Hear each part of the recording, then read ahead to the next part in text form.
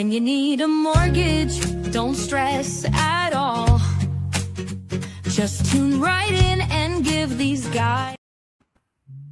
I love our song. Good morning, everybody. Today is Tuesday, February 17th. And I think the groundhog got it wrong, fellas. He might have gotten it wrong. Heat wave. Good morning. Where? Everywhere. Where is there a heat wave? Oh, 70 degrees in the south here coming up. So all of our buyers are up here in the north, though. So we gotta cater to them. We still got snow on the ground, and we got to make sure that houses aren't leaking they're buying. You know, only your house is leaking. I'm pretty sure there's a lot of problems going on. Had a bad walkthrough from water yesterday, so I think this is just one of many as this snow continues to melt, and I think we might see some floods here next week. Well, I know Tom loves his Twitter weatherman. He follows them closely, so we'll have to keep an eye on that. But that leads us right in to what we're talking about today. We're talking about preparing buyers for purchase. Anth, correct me if I'm wrong, you are allowed 2 walkthroughs, I think. And I would probably use those this time of year just in case. Yeah, I mean, it's always good. The house, when you first see it, it always looks pristine in most cases, right? You always question the photos actually that you see online versus the visual real life walkthrough. But yeah, it certainly doesn't hurt to check up on the property that you're spending a ton of money on and getting a loan for. Yeah, or unfortunately, be like Tom's clients that it's supposed to be kind of just going through the motions, walk through one last time, and it holds up a closing. So yeah, you don't expect it at all as that buyer, as the buyer's agent. To be honest, it's just a little bit unlucky, but you got to deal with it. These are the things that we have to deal with on the day-to-day, and you have to be prepared to deal with them. And like anything else, when it goes through this mortgage process, the real estate process, the home buying process, the more prepared you are as a buyer and a realtor, the better the process should be. If a buyer gets their lender all documents, all questions answered up front, you're not going to have problems through the mortgage process. It's when the buyer refuses to give us information, they piecemeal it, they drag it out weeks and weeks and weeks, and underwriting, frankly, doesn't get the documents they need for weeks in the process, and then everyone's upset. Why did the lender do this? Why did the realtor do this? When, frankly, the buyer themselves have to be ready and prepared. And it's our job to prepare them, and we got to get them ready for this process. Yeah, 100%. And we're always out here trying to get them prepared. We're letting them know the documents we need. I know at West Penn, we're giving them estimates, so they're prepared looking at numbers. Some other banks don't do that. So we are trying to prepare them, but it is a two-way street. We can't go to their house and sort through their filing cabinet to get their W-2s. Some people just need to step up to the plate as well. Yeah. Anth, we see it all the time. We ask for documents and documents and documents, and it's weeks until a buyer gets us this information. And I think a lot of folks think just because you're in the mortgage process that you're good to go. This loan is going to close, where if we're asking for something, there's a reason we're asking for it. Yeah. As a buyer, in the very beginning, have the documentation that your loan officer tells you that they will need. Provide those in advance. It saves a lot of time and aggravation on your end that everything's already been reviewed. You're ready to go. Even on the agent's end, everybody wants to be involved in the financing process anyway. In the very beginning, let your buyers know when they get pre-approved, hey, these documents from this checklist that's provided with your pre-approval, get those over to those guys as soon as possible.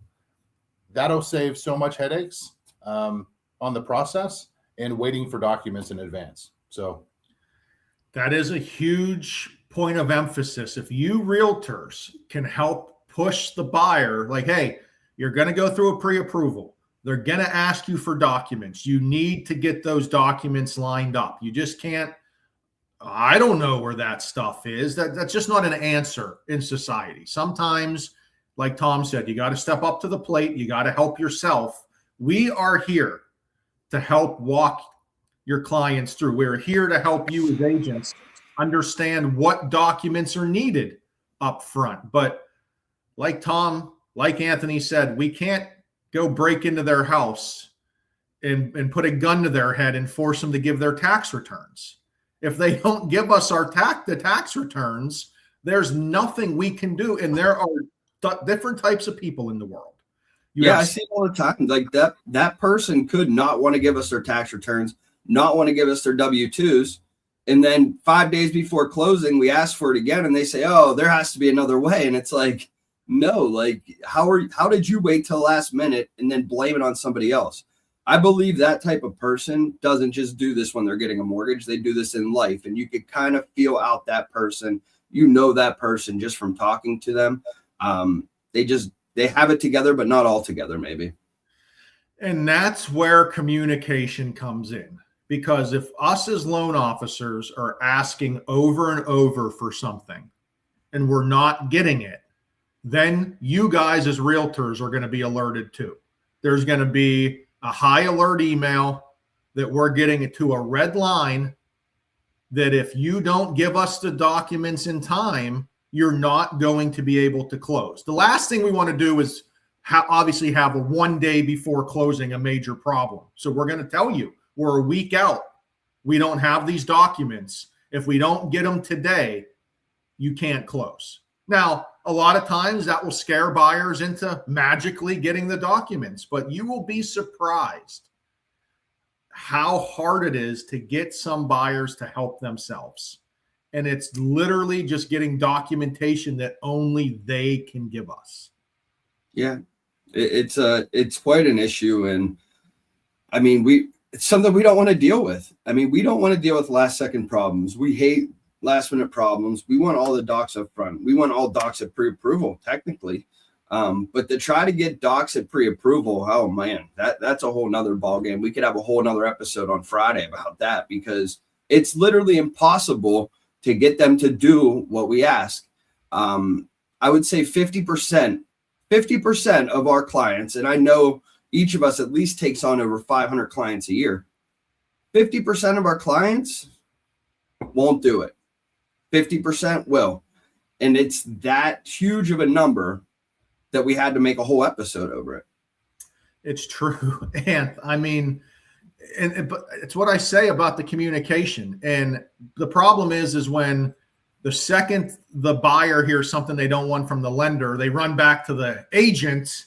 Whoa, Ryan said this and now I can't. Guys, we want every loan to close, but there's always a reason. That's all I have to say. Yeah, I mean, I think I don't think some people understand that as a lender, we're lending them X amount of dollars to buy a home that we're collateralizing. So if you don't provide the documents, you're not going to get the loan. And if you are going to get the loan, it's not going to happen in a timely manner until we get the information needed. I mean, granted, the majority of the time we're getting the necessity up front, pay stubs, W-2s, photo ID. The struggle is verifying final assets, gift funds, the odds and ends that are very important to actually make that deal possible for closing. So, but yeah, I mean, we can only do what we could do, unless we drive over and knock on somebody's door. So, and it's also shocking of how many times buyers simply don't actually know what their tax documents say, tax returns that we're going off of to calculate income. And there's right of financial privacy. So we can't come out and just tell you guys as realtors, hey, I know they had $100,000 as gross income as their self-employed business, but actually they're showing a loss after their expenses. We can't tell you that. We can just tell you that they're not going to qualify with the income they're showing on tax returns. So that can get a little tough too, because the buyer has right of financial privacy. You guys are their realtors trying to figure out what's going on. And we have to walk that tightrope and letting you know as realtors, hey, here's how your client looks, but also following the rules and regulations that were set upon us. 100%. We're always going to follow the rules. I mean, us three on the screen are rule followers. It might get us into trouble with some people that we are following the rules, but it won't get us in trouble with the law. That's so true. That's true. So sometimes all we can say is the buyer is denied because of income reasons. We can't give you a breakdown, or I can't tell you the credit score of the buyer and why they couldn't get pre-approved. Sometimes it's just we can't pre-approve the buyer now because of previous credit obligations. We can't tell you everything. Those are rules. So we're happy to work with you. We want to get buyers done. But if you're an agent out there and you really want to help us and your loan officer, focus on getting your buyers in the mindset that the second the lender asks for something documentation-wise, they should be getting it to them. It's not an option. We're not flipping a coin. Maybe I might get that over to them. They need it to get you your home financing. 100%. Man, we got a real director here. It only took 315 episodes. It's good stuff. Had to do the clap for that one. That's great. And if anyone's on here now, shoot over to 10 o'clock. Anthony's teaching the Pathway to Success class today. So check out Anthony at 10 o'clock. See you in Cranberry. See you guys. Tom, Ryan, and Anthony.